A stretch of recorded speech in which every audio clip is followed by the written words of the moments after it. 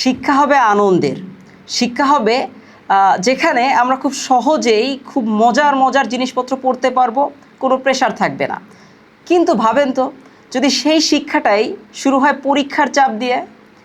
সম্প্রতি বাংলাদেশে একটি নতুন প্রস্তাব এসেছে। প্রস্তাবটি হচ্ছে প্রাথমিক বিদ্যালয়ে ভর্তি পরীক্ষার মাধ্যমে শিশুদেরকে অংশগ্রহণ করতে হবে। তবে এটা শুনতে খুব ভালো লাগে। কেন? তাতে মনে হয় যে স্কুলে মেধাবী ছাত্রদের জায়গা বেশি হবে, স্কুলে মেধার বিকাশ ঘটবে এবং স্কুল মানসম্মত শিক্ষা দিতে পারবে। তবে একটু যদি ডিপলি অ্যানালাইসিস করে দেখা যায়, তাহলে কি দেখা যায়? স্কুলে কি হয়? স্কুলে আমরা প্রথমত যাই কিছু শেখার জন্য, পরবর্তীতে হয়তো আরেকটু আপগ্রেড লেভেলে যাই, কিন্তু প্রাথমিক বিদ্যালয়ে মানে ক্লাস 1, 2, 3 এই জায়গাগুলোতে আমরা যাই হচ্ছে শেখার জন্য। প্রথম কিছু শিখবো, আমরা 1, 2 শিখবো, 3, 4 এই জিনিসগুলো, ক খ শিখবো, ABCD শিখবো। কিন্তু এখানেই যদি ভর্তি পরীক্ষার মাধ্যমে অংশগ্রহণ করতে হয়, তাহলে শিশু আসলে তাহলে শিখলো কোথায়?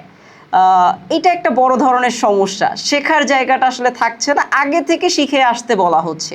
সো এখন বাংলাদেশ সরকার যেটা বলেছে অলরেডি, যে কোচিং ব্যবস্থার উপরে তাদের একটা নিষেধাজ্ঞা দেওয়ার সম্ভাবনা আছে। তবে এই যে বিষয়টা, আগে থেকে তাকে পড়ে আসতে হবে। আগে থেকে যদি পড়ে আসতে হয়, তাহলে তো কোচিং ছাড়া তো কোনো উপায় নাই।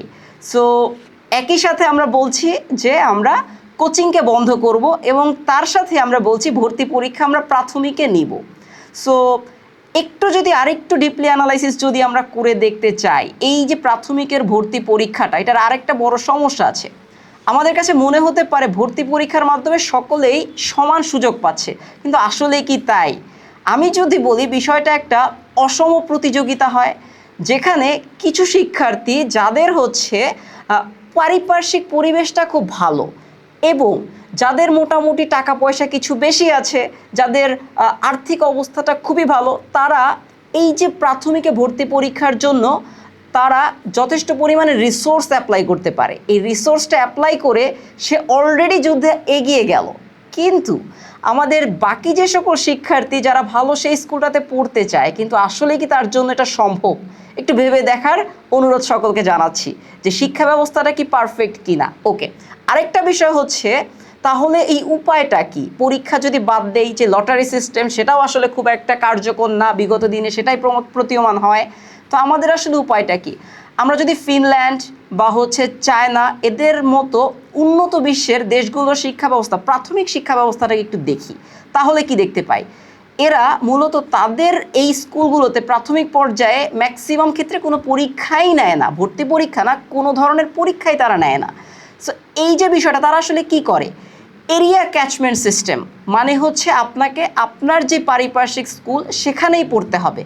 তো আমাদের এই মুহূর্তে আসলে যদি একটা সলিউশনের দিকে যেতে চাই কথার, যে আসলে প্রাথমিকে তাহলে কি করলে সবচেয়ে বেটার হয়?